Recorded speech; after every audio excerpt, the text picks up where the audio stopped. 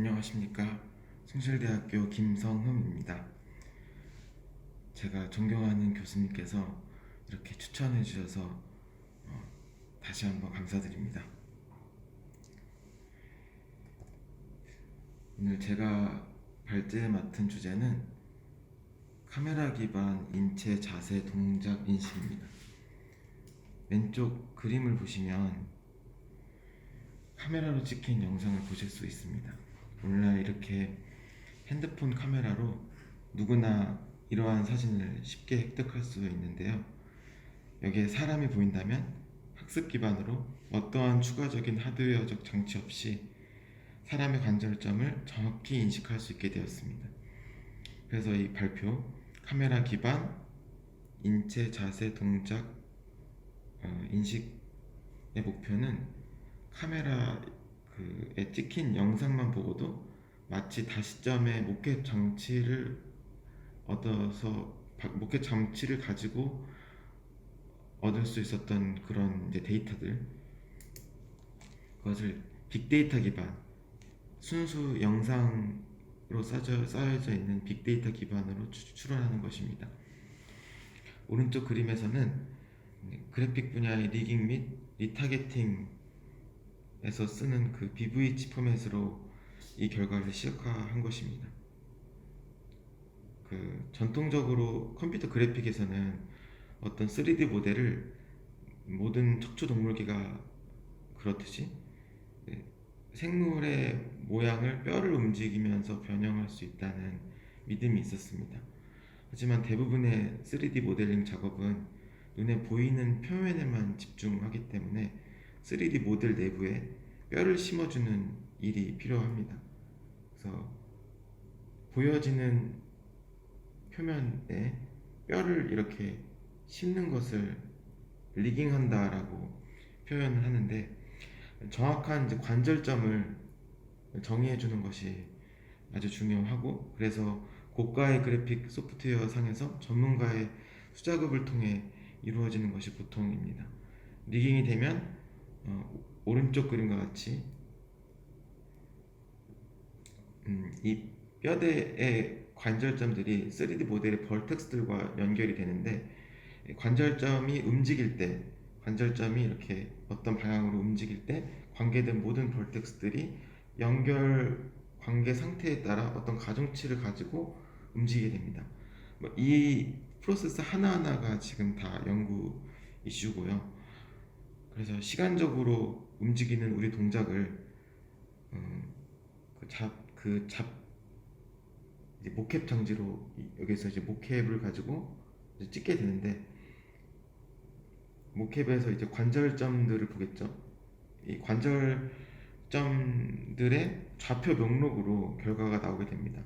X, Y, Z 3D 상의 각각의 관절점들이 어디 위치가 되고 있는지, 이 좌표 목록 정보를 이 골격 모델에 심으면 이제 그걸 통해서 이제 움직일 수 있는데, 그래서 이 뼈대를 통해서 연결된 모든 3D 벌텍스를 시간적으로 변형하는 것을 리타게팅 한다라고 말합니다. 그래서 리깅과 리타게팅은 오랜 역사를 가지고 이제 발전을 해왔고, 카메라 기반 자세 동작의 확실한 응용 분야는 바로 이런 이제 VR, AR 콘텐츠 응용에 쓰는 거라고 할 수 있겠습니다. 그리고 또 한 가지, 우리가 동작을 인식한다는 것, 자세를 인식한다는 것은 컴퓨터와의 인터페이스의 중요한 정보로 고려될 수가 있는데요. 휴먼 컴퓨터 인터랙션, HCI 분야라고 하죠. HCI 응용 분야에서도 이런 카메라 기반 자세 동작 인식이 많이 활용되게 됩니다. 컴퓨터와 대화를 하기 위해 기존 키보드 마우스 말고 사람의 동작 자체가 어떤 매개가 될 수 있지 않을까라는 거죠. 로봇의 팔을 움직일 때도 이제 그 팔에 해당하는 관절점 정보를 이런 이제 골격 모델을 통해서 줄 수도 있는 거고, 우리가 비언어적인 요소가 많지 않습니까? 우리 소통할 때 그런 측면에서 HCI 응용도 이제 중요한 그 응용 분야라고 생각하고, 더 이야기하자면 몇 가지를 더 얘기할 수 있지만 이 기술의 배경은 이 정도로 설명드릴 수 있을 것 같습니다. 그래서 교수님과 그 토의하는 과정에서 이런 그 지식들이 도움이 될 수 있다, 유익할 수 있겠다라고 대화를 나눠서요. 제가 부족하지만 3년간 지난 3년 기술 동향에 대해서 어떻게 이 분야가 흘러오고 있는지 제가 아는 범위 내에서 말씀드려 보겠습니다. 발표를 하는 저는 작년 하반기부터 숭실대학교에 근무하게 된 김성흠이라고 합니다. 우리 학교에서 최근 AI를 중심으로 학문들을 융합하고 있는 시도를 하고 있는데요. 숭실대가 한국 최초의 4년제 시스템의 대학이었고, 또 최초로 전자계산학과라는 이름으로 IT 전자 계열의 이제 학과들을 운영해왔고, 현재는 기존 학부 커리큘럼에서 AI 역량을 중점적으로 교육을 한 다음에 그 AI 역량을 통해서 다른 학문에 융합하는 것이 의미 있다고 판단하는 것 같습니다. 그리고 이건 제 연락처입니다. 사전 녹화 강의여서 질의응답이 어려울 수가 있는데 여기로 문의 주시면 될 것 같고, 또 저와의 소통이 유익한 경우에 이 연락 정보를 참고해 주시면 대단히 감사하겠습니다. 사실 카메라 기반 자세 동작 인식에서 가장 중요한 거를 꼽자면은 이거거든요. 오픈 포즈. 오픈 포즈라는 기술을 이미 잘 알고 계신 분도 있겠지만, 들어는 보았지만 정확하게 인덱스 있게 이해하고 쓰고 있는 분, 이해하지 않고 그냥 쓰는 분도 있을 것 같고, 이 분야에 조금 친숙하지 않은 분들도 있으실 텐데, 오픈 포즈는 마커리스 모션 캡처 기술에 큰 영감을 주고 있고, 후속되는 다른 연구에서 관련 산업에서 아주 큰 영향력을 보여주고 있습니다. 올해 이 오픈 포즈의 완결판이라고 있는 파미 버전이 출간되었기도 하고, 최소한 이 1시간을 통해 오픈 포즈의 모든 것을 잘 알고, 그럼으로써 카메라 기반 자세 동작 인식 전반에 대해 친숙해질 수 있는 시간이 될 수 있도록 노력해 보겠습니다. 그럼 첫째로 휴먼 모델이라고 하는 이 정량적인 표현법은 사람을 눈으로 볼 수 있는 외형과 또 움직임에 관련된 뼈대의 자세, 외형과 뼈대, 그리고 여기에 이제 모션이 들어올 수 있겠죠. 뼈대의 움직임. 이렇게 나누는 것을 휴먼 모델로 보겠습니다. 둘째, 그 움직임을 측정하기 위해 그 자세의 움직임을 이제 계산하기 위해서 기존에 어떻게 하였는지, 특히 영화의 CG 기술이 가장 앞서 있다고 생각되는데 더 개선해 볼 수 있는 문제점은 없을지 토의해 보려고 하고, 다음에 기존 모션 캡처 장치를 대체할 수 있는 데이터 기반 기술을 설명드리려고 합니다. 컴퓨터 비전 키워드로는 딥러닝 기반 휴먼 포즈 추정, 휴먼 포즈 에스티메이션이라고 말씀드릴 수 있는데, 이 중에서 특히 2D 뼈대의 자세 추정을 위한 오픈 포즈나 3D 뼈대의 자세 추정으로 확장한 모노큘러 토탈 캡처, 이 CMU 페이스북 연구자들은 개발 코드를 모두 공개하기 때문에 그러는 그 유일한 그룹인 것 같아요. 그 데이터셋뿐 아니라 개발한 코드가 모두 웹에 공개되어 있고, 그러면서도 어떤 그룹보다 결과가 우수하기 때문에 좀 유의를 하지 않나라고 생각이 되고요. 그래서 처음 이제 접하시는 분들에게 자신 있게 추천할 수 있다고 생각합니다. 마지막으로 이 기술을 운용해서 동작 인식을 해본 간단한 연구 결과가 있는데, 지금은 이제 논문 과정 리뷰를 계속 하고 있는 단계여서 큰 그림에서만 잠시 소개해드리고 마치려고 합니다. 어려운 용어가 가지 나왔는데 첫 번째로 보여드릴 영상은 이것입니다.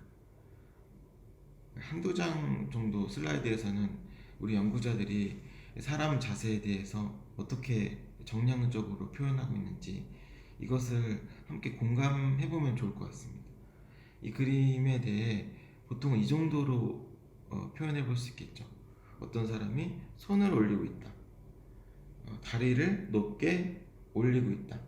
라는 점을 이제 그리고 이 발꿈치를 좀 올리고 있다. 이 정도로 캐치해서 말씀을 할 수 있는데 이건 어디까지나 이제 높고 뭐 이런 것들이 정성적인 표현법이죠.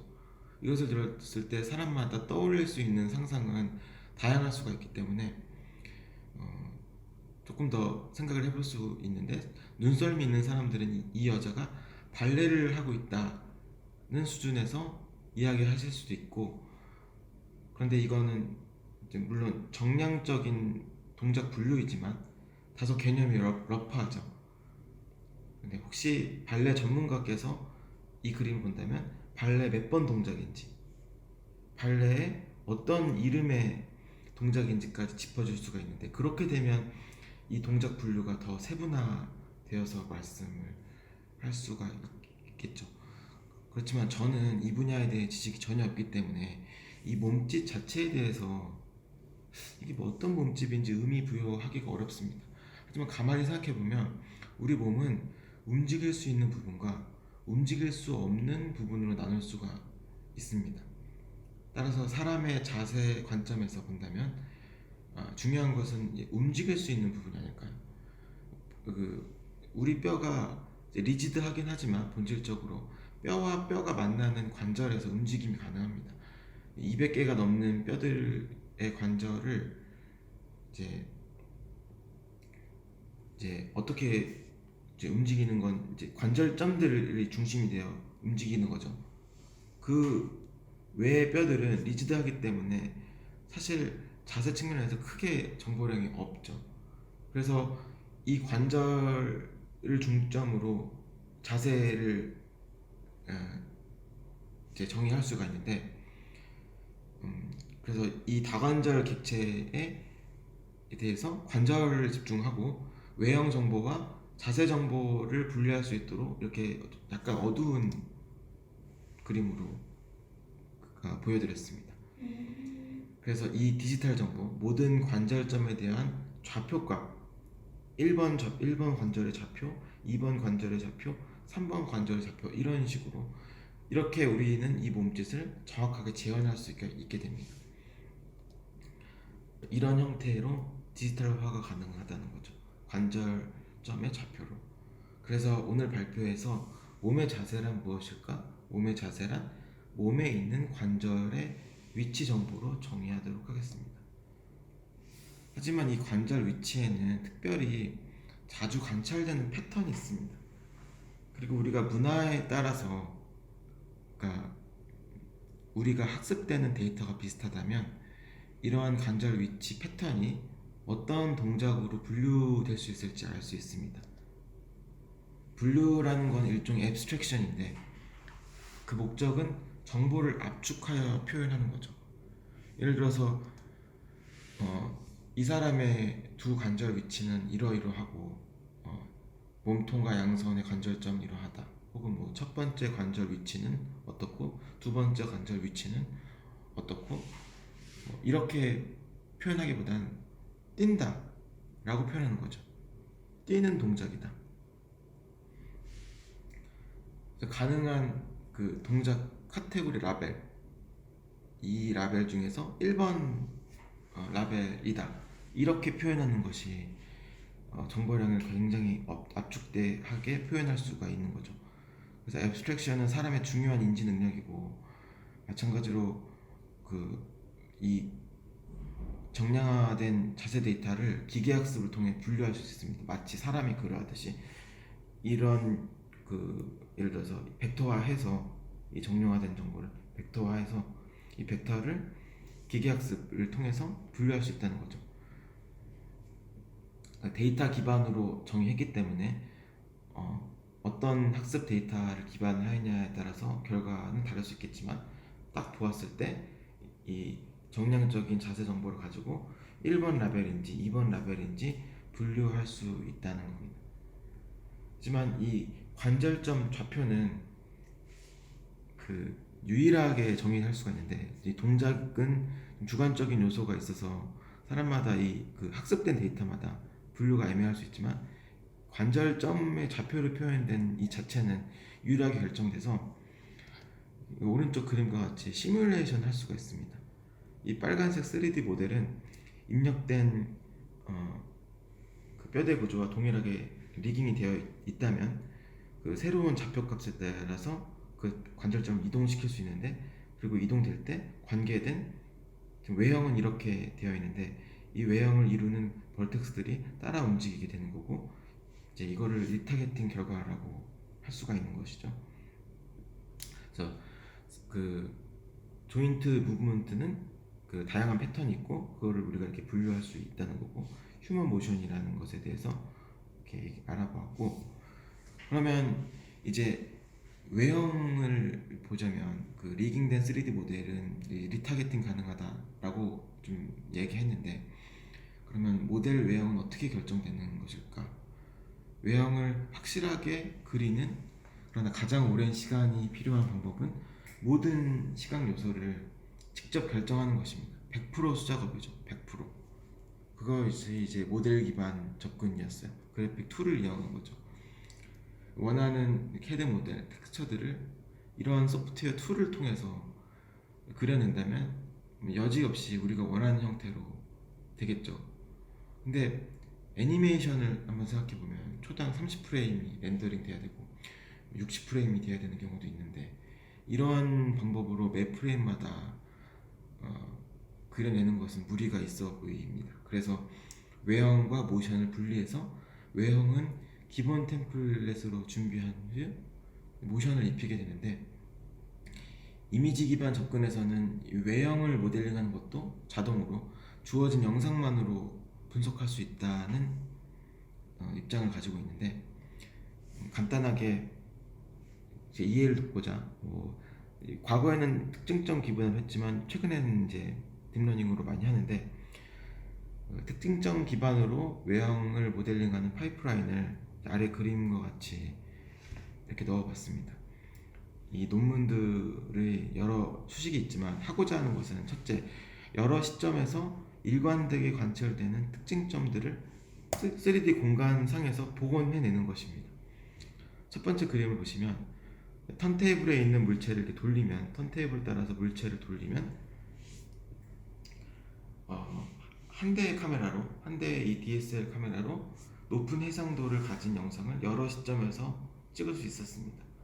그리고 스트럭처 프롬 모션이라는 알고리즘 돌리면 2개 이상의 시점에서 계속 관찰되고 있는 특징점들을 3D 공간에 띄울 수 있었습니다. 그리고 밀집된 3D 점들의 이제 노멀 벡터를 구하는데요. 밀집된 것에 이제 뭐 PCA 같은 걸 써서 평면을 로컬하게 구해보는 거죠. 그래서 노멀 벡터를 벌텍스마다 구하고 이 노멀 벡터들을 따라서 어떤 서페이스를 정의할 수가 있는 거예요. 로컬하게. 그리고 전체 모델에 대한 표면을 복원하게 됩니다. 그것이 이 포화손 서페이스 리컨스트럭션이라고 하는 방법으로 그려낸 것인데, 그리고 이 메시 조각마다 입힐 수 있는 텍스처를 처음 주어졌던 이 영상에서 찾아서 그 이제 최적화하는 과정을 텍스처 매핑이라고 합니다. 이후에는 이제 이 텍스처 매핑된 모델에서 떠다니는 그 물체들 있지 않습니까? 이런 노이즈한 그 3D 조각들, 이것들을 없애거나 아니면 노멀 벡터를 개선해서 표면을 좀 더 매끈하게 업데이트 하겠거나, 하지만 자동화하기 어려운 어떤 부분에 대해서는 움푹 파져 있는 걸 좀 부드럽게 바꾸거나, 이런 것들은 일부 수작업이 있을 수 있습니다.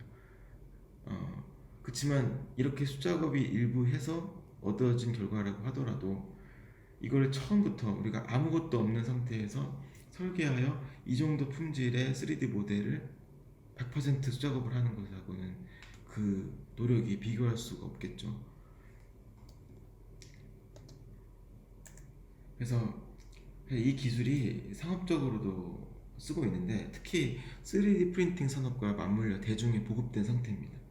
예를 들어서 영국의 마이 3D 트윈에서는 이렇게나 많은 DSLR을 여기 하나하나가 다른 DSLR입니다. 하나하나가 그 DSLR 가지고 사람을 복원하여 프린팅하는 사업을 선보였는데 미국의 트윈돔에서도 비슷한 BM으로 나만의 피규어를 만들거나 가상 공간의 3D 사진을 가질 수 있게 하였고, 그리고 여기 이제 리깅도 심어서 뭐 특정한 모션 데이터를 받으면 움직이기도 합니다. 이 아바타가 스켈레톤을 좀 움직여서. 그리고 이 박스를 보시면 이 플랫폼 자체를 이동 가능하도록 설계한 점이 눈에 띕니다. 독일에서는 매우 고품질의 3D 모델 생성, 리깅, 리타겟팅이 가능한 BM이 있었고, 또 마이 3D 월즈에서는 단 한 장의 영상에서 3D 모델링 하는 것을 숙련된 디자인의 도움을 받아서 생성하는 웹 서비스가 있습니다. 마이 3D 셀피에서도 4장의 영상을 이렇게 받고 아주 그럴싸한 전신 3D 모델을 제공하는 기술도 있었죠. 이 슬라이드에서는 영상 기반으로 외형을 얻는 기술의 스테이트 오브 아트를 좀 얘기해 볼 수 있는데, 기존 기술은 정적 대상의 특징점들을 다루기 때문에 기본적으로 시점 변화가 있을 때 대상이 변형이 되면 안 됩니다. 그래서 이제 다양한 시점으로 찍는데 이 시점을 찍고 다음 시점으로 갈 때 이 사람이 움직이면 안 된다는 거죠. 그래서 그렇게 수많은 DSLR로 동시에 찍는 것이 필요했었는데, 최근에 4D 복원 기술에서는 매 프레임마다 모션을 계산하기 때문에 시퀀스 입력에 대해 더 잘 복원할 수 있었게 됩니다. 누적된 프레임에서도 이제 노이즈가 좀 이렇게 억제되는 효과가 있어서 결과가 좋고, 이를 바탕으로 한 대의 RGBD 카메라, 예를 들어서 키넥트 같은 걸 볼 수 있죠. 이 키넥트를 가지고 이 각도를 조정해서 한 바퀴씩 이렇게 도는 거죠. 사람이 이렇게 최대한 안 움직이려고 노력하겠지만 약간의 변형이 있을 수 있죠. 그렇지만 그것이 서서히 돌면 모션을 추적해서 복원을 할 수 있다는 겁니다.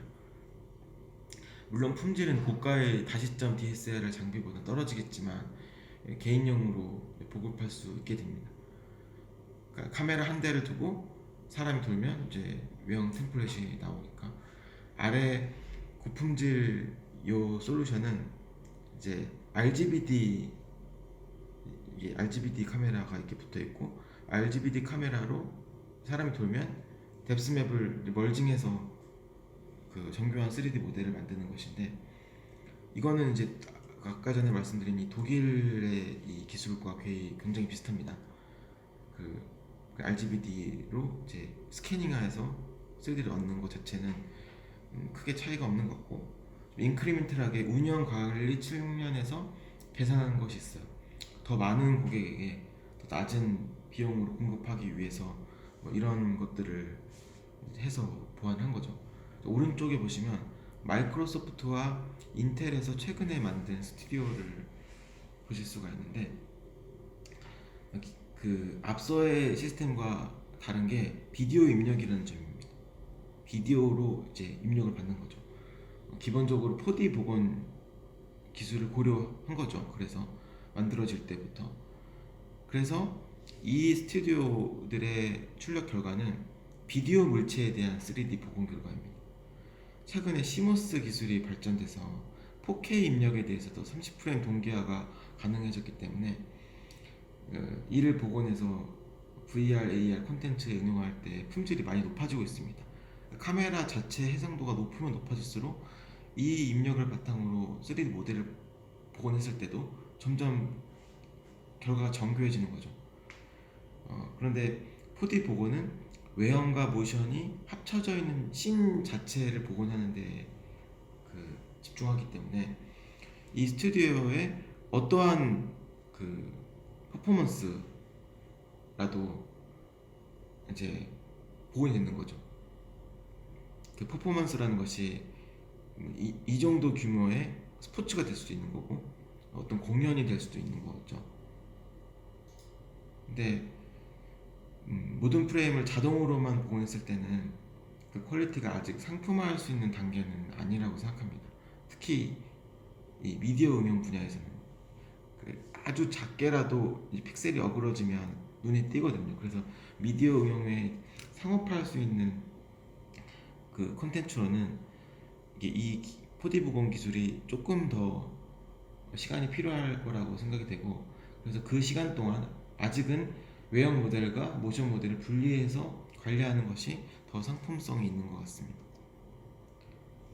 다시 정리하면 우리가 지금 휴먼 모델을 영상 기반으로 얻는 방법에 대해서 이야기하고 있고, 여기서 휴먼 모델은 외형과 모션으로 나누어 생각하고 있습니다.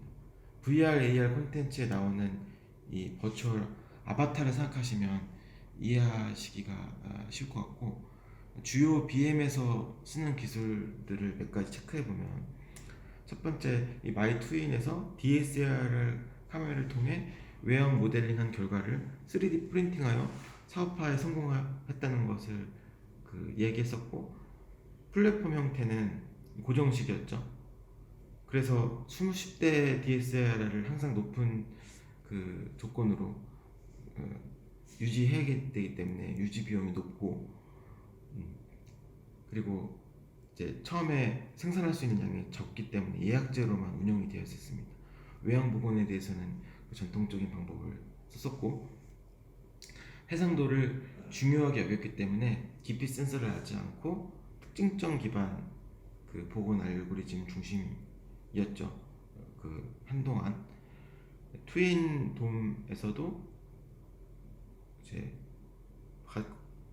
비슷한 형식인데 수동이긴 하지만 니깅을 고려했고, 모캡으로 획득된 자세 데이터가 있으면 니깅된 자신의 아바타에 적용해 볼 수도 있었습니다.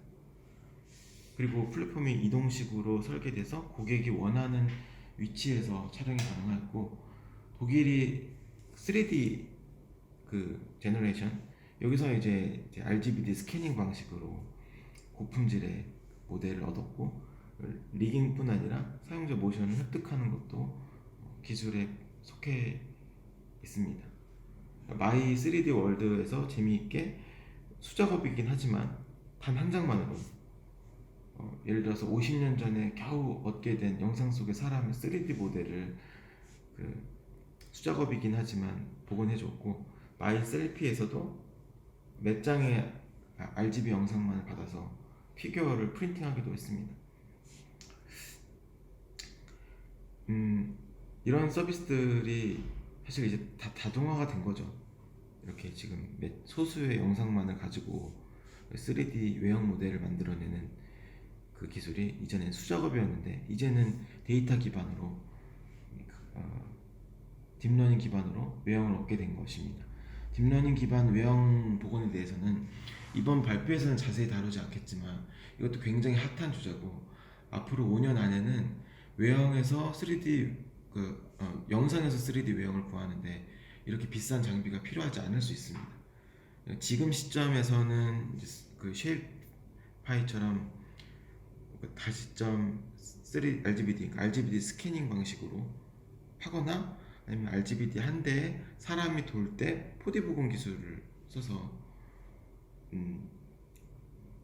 이렇게 얻고 준수한 수준의 아바타를 개인이 쉽게 만들 수 있다는 거. 네, 저기 있죠. 네, 매우 낮죠.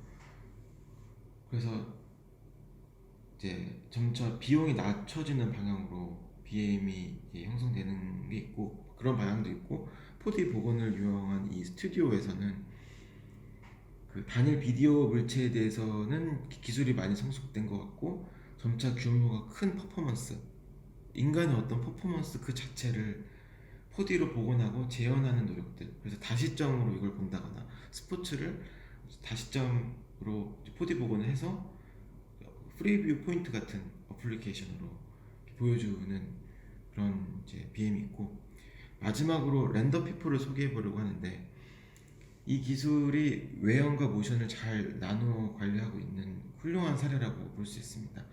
외형 복원에서는 특별한 점이 없지만 모캡을 이용해서 이제 인체 모션을 획득하는 부분을 이제 짚어보려고 하는데요. 렌더 피플은 보시는 것 같이 외형 따로 모션 따로 관리하여 엄청난 양의 휴먼 모델을 가지고 있습니다.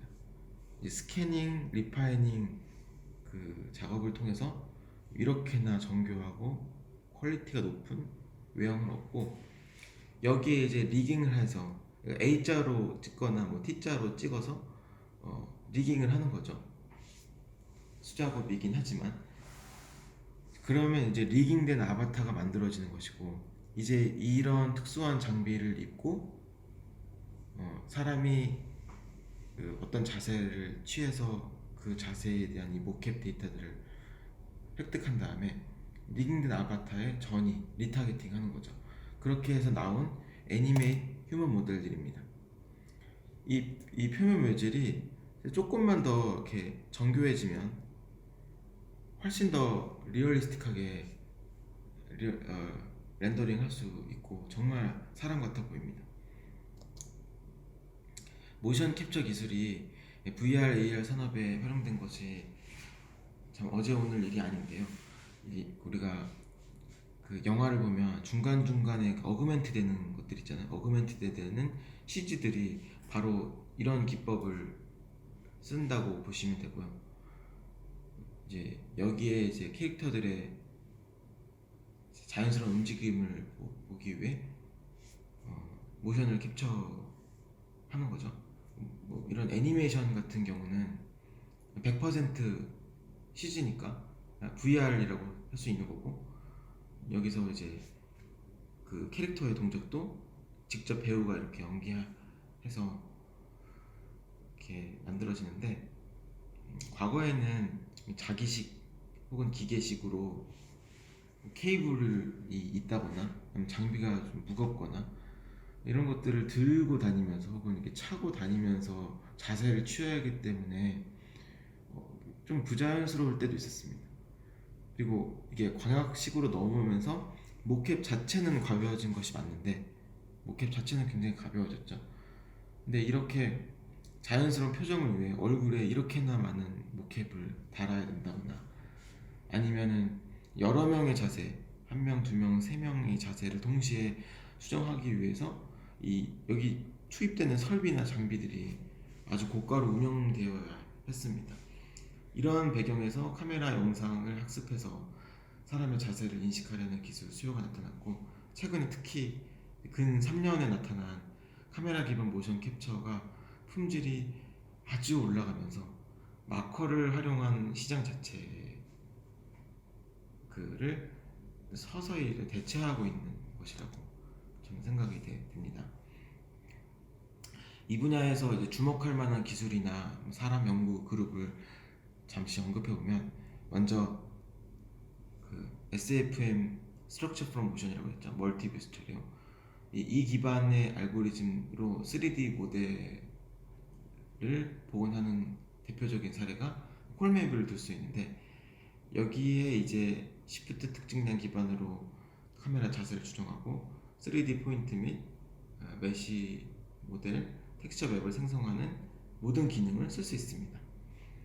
최근에 이제 이런 특징점 기반의 외형 모델링 방법들이 딥러닝 기반 외형 모델로 이제 넘어오고 있는데, USC 연구그룹에서는 딥러닝 기반 그 외형 모션 복원 관련돼서 이제 그림에 보듯이 다중 또는 단일 영상만으로도 가능합니다. 딥러닝 기반으로 이렇게 이 입력으로 외형을 추론하는데, 4D 복원 결과 같이 연속된 영상의 그 움직임을 자연스럽게 복원해내는 것을 4D 복원과 같이, 한 장의 영상 가능. 4D 복원은 당연히 다시점으로 돼야 되는 거겠죠. 그렇지만 여기서는 그러니까 4D 복원은 이제 그 시점이 하나여도, 그러니까 여러 장의 영상이 필요한 거죠. 여러 장의. 근데 여기서는 이제 그런 수학적인 과정이 없다는 것입니다. 수학적인 과정이 없고 그런 핸드크래프트한 요소들이 딥러닝으로 대체되면서 순수하게 데이터 기반으로 많은 영상을 기반으로 한 장 혹은 몇 장의 영상을 주면 3D 모델이 순수하게 영상 기반으로 모델링 될 수 있다는 점에서 기존의 접근법하고 크게 차이가 있고, 인체 템플릿을 활용하는 것도 골격 모델뿐 아니라 다양한 방법론이 소개되었는데, 재미있는 표현법 중 하나가 페이스북에서와 같이 모든 메시 조각에 대한 2D, 3D 대응 관계를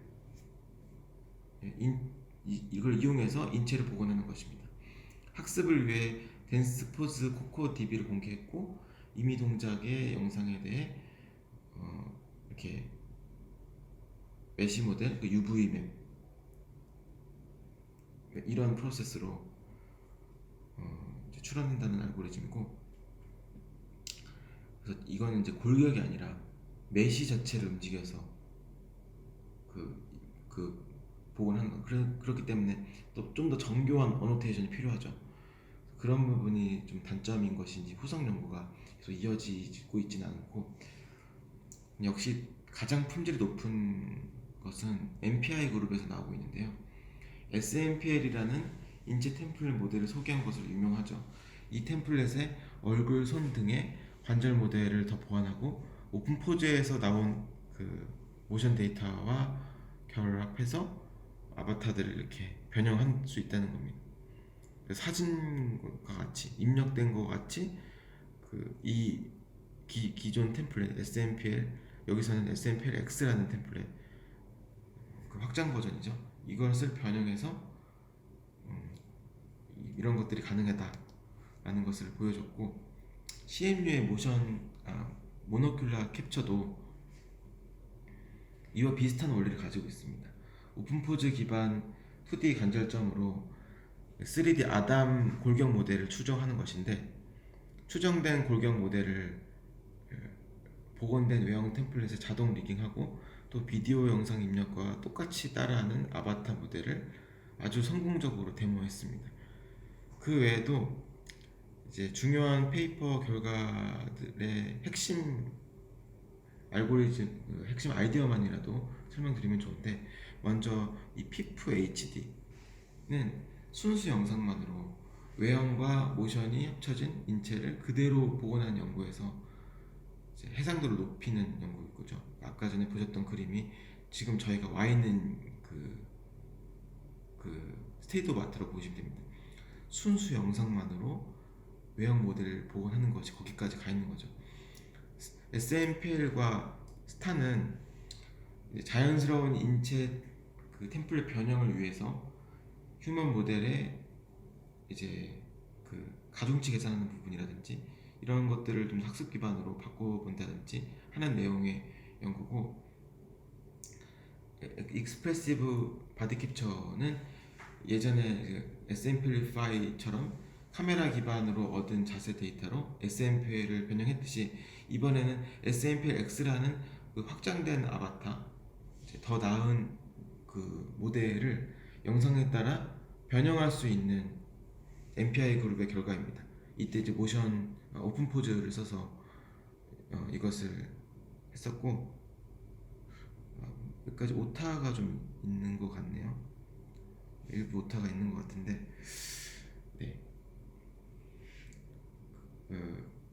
일단 제가 생각할 때 이 정도의 중요한 연구 결과들은 배경을 한번 말씀드리는 것이 쉽게 와닿을 것이라서 말씀드리는 것인데, 오픈포즈는 조금 더 자세히 알아볼 거고, 파나노프틱 스튜디오는 이 오픈포즈가 가능했던 게 사실 이 파나노프틱에서 수집되는 엄청난 양의 포즈 데이터, 또 그걸 통한 딥러닝이라고 생각이 되는데, 이 파나노프틱의 데이터가 이 토탈 캡처에서도 많이 도움이 됐죠. 아바타 변형하는 연구에도 도움이 됐고, 또 이 영상 기반, 모델 기반 자세 동작 추정 이런 방법을 통해서 소셜 AI를 향하는 그런 그것을 추구하는 연구도 있습니다. 이 세계적인 연구 그룹들의 기술 흐름을 다음 슬라이드에서 좀 그림을 좀 보여드리려고 하는데요. 네, 그 전에 2019년 논문이고요. 익스프레시브 바디 캡처 그림에 이 심플리파이 X라고 남아있는 것입니다. 그리고 파미는 온라인 퍼블리케이션 기준으로 적었습니다.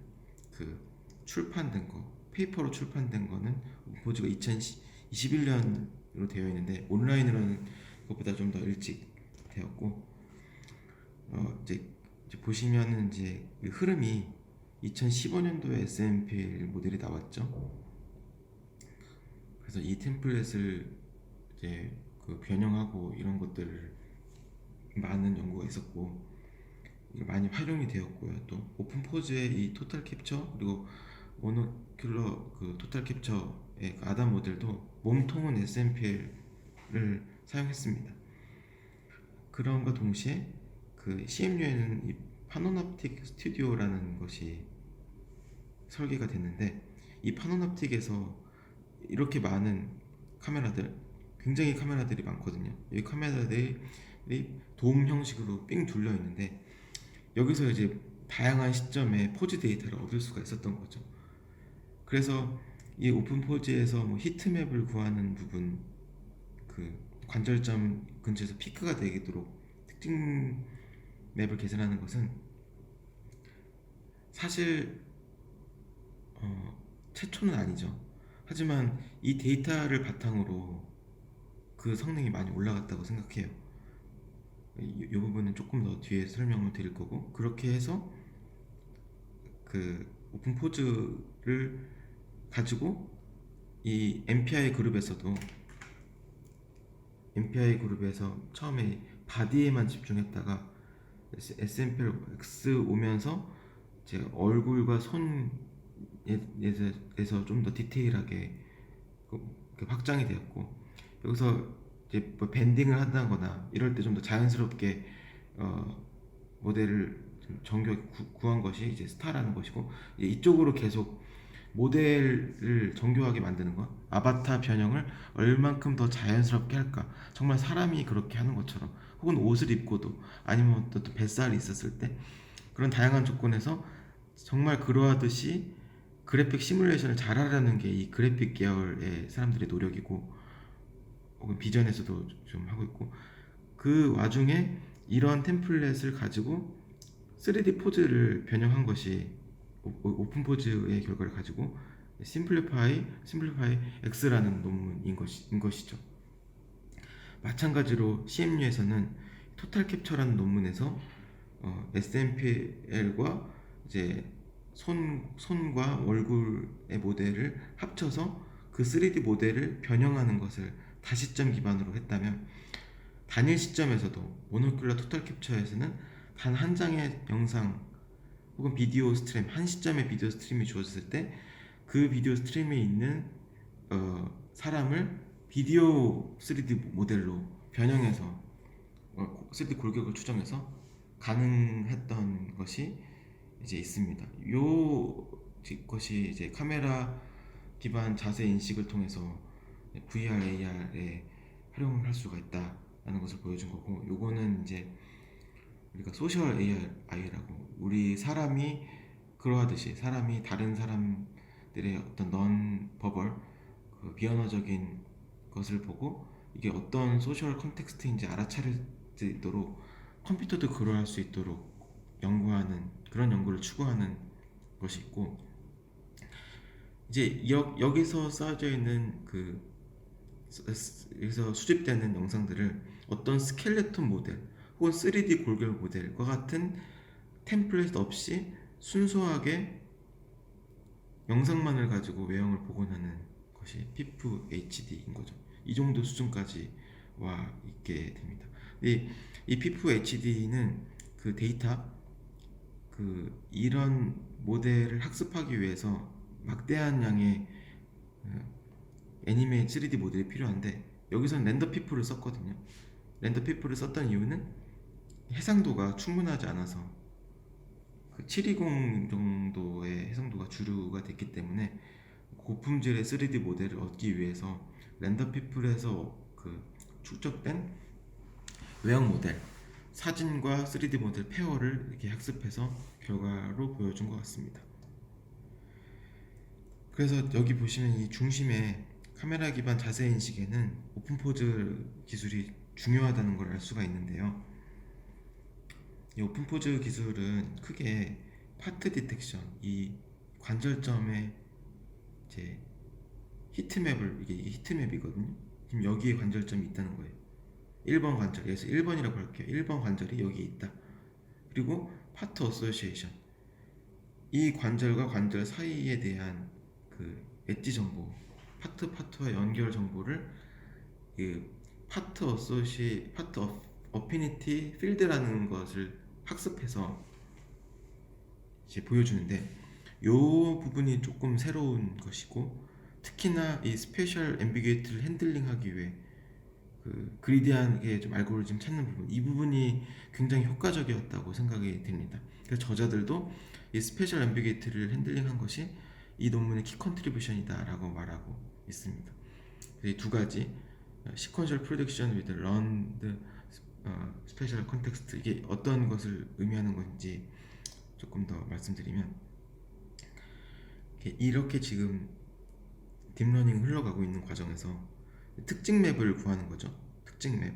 영상에서 3x3의 어떤 필터를 통해서 우리가 엣지 특징 맵을 구할 수도 있고, 어떤 코너 특징량을 구할 수도 있고, 이 필터의 개수에 따라서 그런 리니어 필터링 방법이 있었는데, 그거는 이제 이 필터의 개수를 사람이 직접 결정했지 않습니까? 핸드크래프트 하는 방법은. 그렇지만 이제 CNN에서는 이런 이 필터들을 굉장히 많은 이렇게 쌓아서 이 개수를 이제 라벨을 주는 거죠.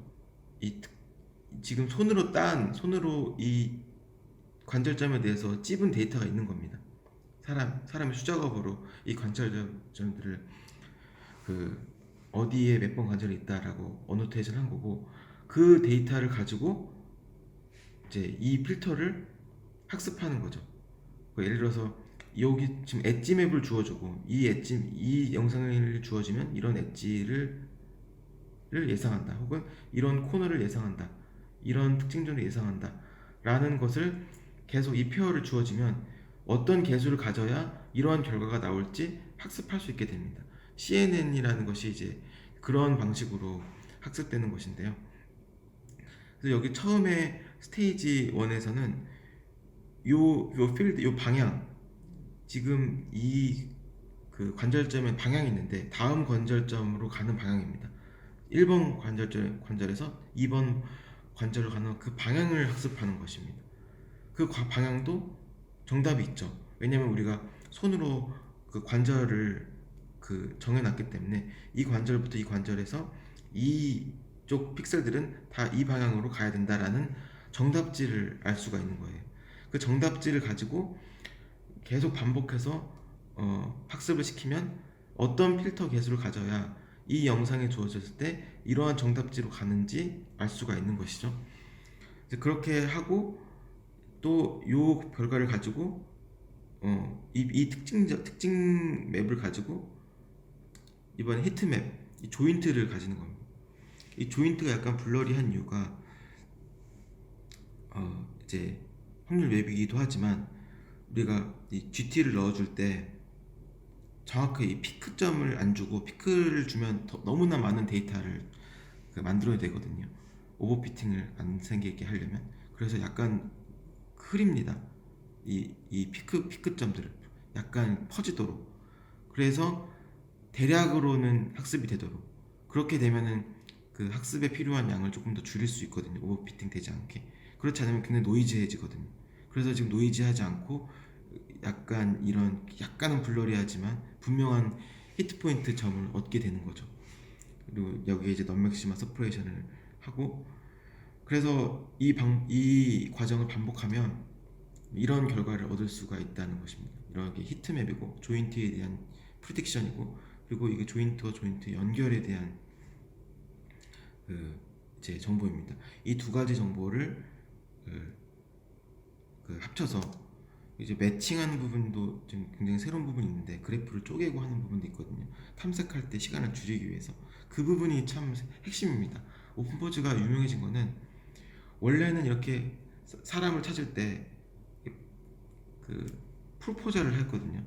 이렇게 이 사람 프로포절, 이 사람 프로포절, 그리고 각각 박스에 대해서 이런 히트맵을 구해서 연결을 했습니다. 그러면 연결은 쉬울 수가 있죠. 이 박스에 대해서만 집중하면 되지만, 그렇지만 사람이 늘어나면 늘어날수록, 이렇게 늘어나면 늘어날수록 이 박스가 엄청나게 많은 겁니다. 그때마다 그 딥러닝을 돌려야 된다면 이 시간이 너무 많은 거죠. 실시간이 안 되는 거죠. 이렇게 리니어하게 증가가 되는 거죠. 그렇지만 오픈포즈는 모든 프레임에서 히트맵을 다 이렇게 계산을 해놓고 이 어피니티, 엣지와 엣지에 대한 그 연결 관계를 추정한 다음에 이 둘 가지고 그 2D를 맞춰 나가니까, 그리드하게 맞춰 나가니까 훨씬 빠른 겁니다. 그렇게 해서 리얼타임이 된 게 오픈포즈인 것이고, 이제 같은 어떤 개념으로 3D로 확장한 것이 모노큘러 토탈 캡처에서 쓰이는 이 개념입니다. 이 파트 오리엔테이션 필드, 이 조인트 컴피텐션 맵이 기존의 2D 히트맵을 3D 히트맵이라고 볼 수가 있고, 예전에 파트 어피니티 필드에서는 2D 그 면에서 이 조인트와 조인트 이 사이에 이 벡터를 이제 추정하는 거였다면, 지금 저희가 가지는 어노테이션은 이제 3D거든요. 그 2D로 얻은 이런 그 스켈레톤을 멀티뷰로 트라이앵귤레이션을 하면 이렇게 3D를 얻을 수가 있거든요. 그리고 3D를 얻었다는 것은 이 조인트와 이 조인트 사이의 그 방향도 3D로 결정될 수가 있다는 겁니다. 그러면 같은 문제가 되는 겁니다. 차원이 하나 늘어났지, 그 조인트가 3D로 정해지고 조인트와 조인트의 이 벡터가 3D로 정해진다면 마찬가지 이제 컬러 코딩으로 파트 오리엔테이션 필드를 계산할 수 있고 조인트 컨피던스 맵을 반복적으로 계산할 수가 있는 겁니다. 그래서 이제 CNN이 끝나면 그 CNN을 통과하면 이런 특징 그 맵이 데이터 기반으로 주어지는 것이고, 이것을 바탕으로 이제 피팅을 하는 것이죠. 모델 피팅, 그리고 트래킹을 통해서 비디오 입력에 대해서 좀 더 자연스러운 피팅, 튀지 않게끔 모델을 움직이는 것이라고 볼 수 있습니다. 그래서 이게 모노큘러 토탈 캡처의 결과인데 굉장히 자연스럽죠. 그래서 제가 이제 조금 이런 결과들을 가지고 카메라 기반으로 자세와 이런 동작들을 인식하는 기술을 가지고 해본 것이 있는데, 관절점 기반으로 액션 레코그니션 하는 것도 여러 가지가 있을 수 있습니다. 영상만으로도 할 수 있고 뎁스맵으로 할 수 있고, 그런데 이제 최근에 이제 스켈레톤 기반으로 많이 하고 있고, 또 스켈레톤을 얻는 것이 굉장히 용이해지고 있기 때문에, 이런 훌륭한 연구 결과들 때문에, 오픈포즈나 모노큘러 토탈 캡처 때문에, 그래서 어떤 스태틱 이미지를 그 카메라로부터 얻으면 그거를 이제 학습합니다. 포즈를.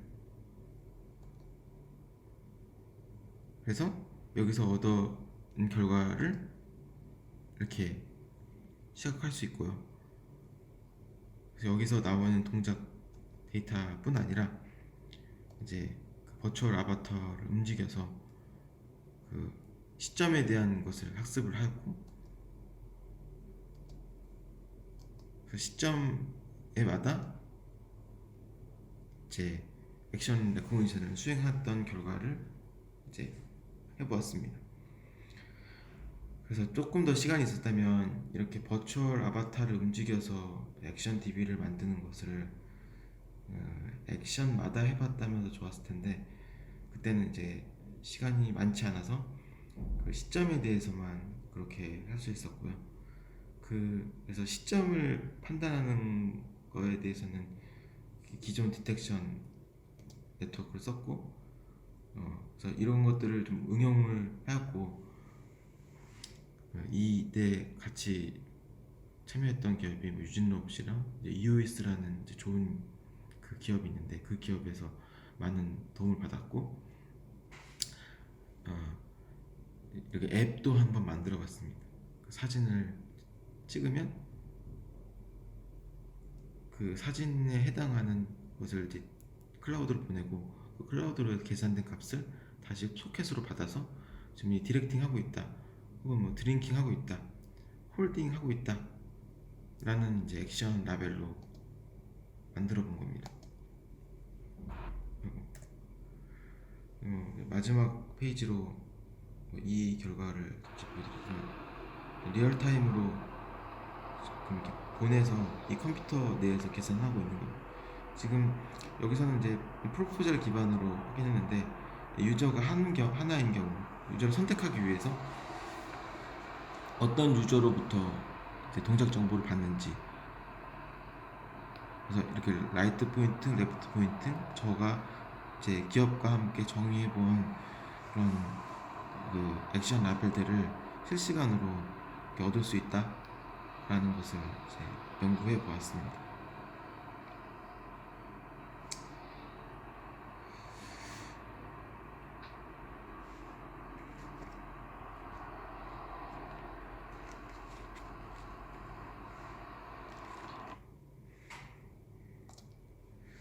네, 조금 더 시간이 있었다면 제가 그 오픈포즈의 그 구조, VGG를 쓴 그 구조를 좀 더 자세하게 설명드렸으면 어떻게 이 입력 영상에서 그 파트 어피니티 필드라고 하는 그 엣지 부분을 이렇게 부각시키는 방향, 그 스켈레톤의 방향을 부각시키는 그 학습을 할 수 있었고, 그걸 받아서 다음 네트워크에서는 이제 그 관절의 이 피크점을 프리딕션 할 수 있었는지, 이 VGG를 약간 댄스넷스럽게 바꿔본 것인데요. 그 네트워크에 대해서 동작 원리를 조금 더 설명해 보면 이제 좀 쉽게 이 오픈포즈 동작 원리에 대해서 알 수 있었지 않나 생각이 되는데, 영상으로 보면 이 두 가지 특징 그 맵이 잘 이렇게 보여질 수 있고, 그것을 이제 그리디한 방법을 통해서 이제 연결시켜 나가거든요. 그 연결시켜 나가는 메커니즘에 대해서도 여러분들께 소개를 해드렸다면 오픈보즈에 대해서 잘 이해를 할 수 있었는데, 그 부분에 대한 설명이 조금 부족했다고 생각하는데, 그 이런 이제 흐름이 이어지는 그 네트워크에서도 딥러닝 기반 방법이 많이 쓰이게 됩니다.